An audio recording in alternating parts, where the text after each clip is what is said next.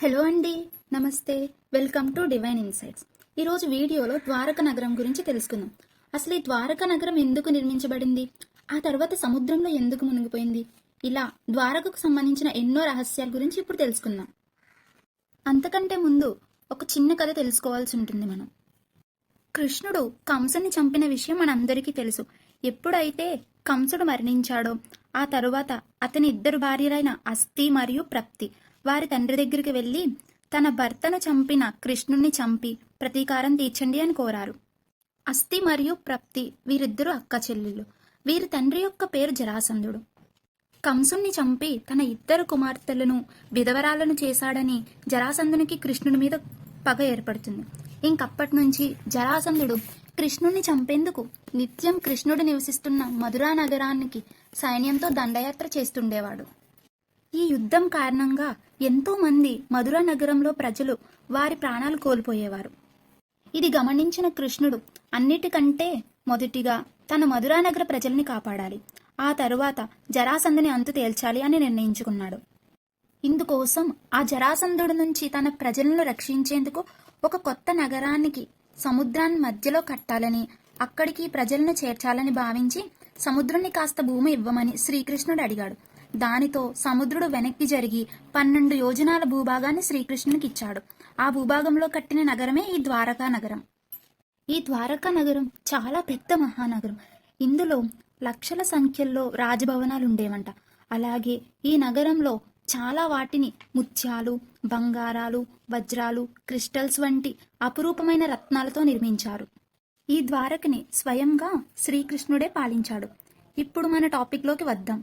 ఇంత అందంగా నిర్మించిన ద్వారక నగరానికి ఏమైంది, అది ఎలా మునిగిపోయింది, ఎవరు నాశనం చేశారు, అలాగే శ్రీకృష్ణుడు ఎలా మరణించారు, మరెన్నో ప్రశ్నలు అన్నింటికీ సమాధానాలను ఈ వీడియోలో క్లియర్గా అర్థమయ్యే విధంగా తెలియజేస్తాను.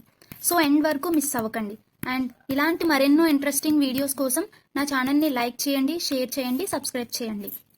ఇంక లేట్ చేయకుండా వీడియోలోకి వెళ్ళిపోదాం. కురుక్షేత్రం గురించి అందరూ వినే ఉంటారు. ఆ యుద్ధం చివరి ఘట్టంలో దుర్యోధనుడు ఒక్కడు తప్ప మిగిలిన 99 కౌరవులు తమ ప్రాణాలను కోల్పోయారు. అప్పుడు శ్రీకృష్ణ పరమాత్మ బిడ్డలను పోగొట్టుకున్న బాధతో దుఃఖిస్తున్నటువంటి కౌరవుల తల్లి గాంధారిని పరామర్శించుట కొరకు దగ్గరకు వెళ్ళగా ఆమె కోపంతో రగిలిపోతూ ఉంటుంది. శ్రీకృష్ణుణ్ణి చూసిన ఆమె, నీకు నా బిడ్డ ప్రాణాలు కాపాడాలని ఏమాత్రం అనిపించినా ఈ కురుక్షేత్ర యుద్ధాన్ని క్షణంలో ఆపగలిగేవాడివి, కానీ నీవు అలా ఎందుకు చెయ్యలేదు అని ప్రశ్నించగా అందుకు కృష్ణుడు ఇలా ఒక సమాధానం ఇచ్చారట. మాతా గాంధారి, నీ భర్త అయినటువంటి ధృతరాష్ట్రుడు పూర్వజన్మలో ఒక హంస మరియు దానికి పుట్టినటువంటి 100 పిల్లల విషయంలో ఎంతో పెద్ద తప్పు చేశాడు.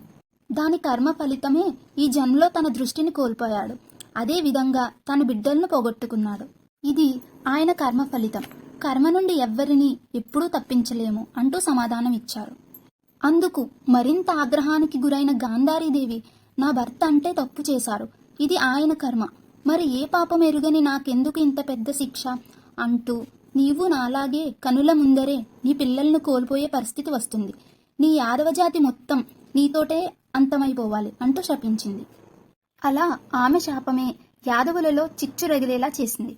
పదవుల కోసం గొడవలు, ఒకరినొకరు చంపుకునే వరకు వెళ్ళింది.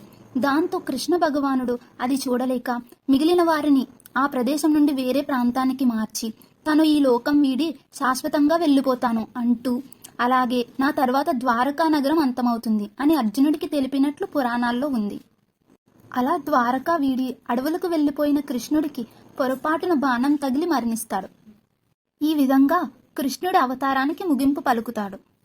అయితే కృష్ణుడే కదా సముద్రుణ్ణి ద్వారక కోసం భూభాగాన్ని అడుగుతాడు.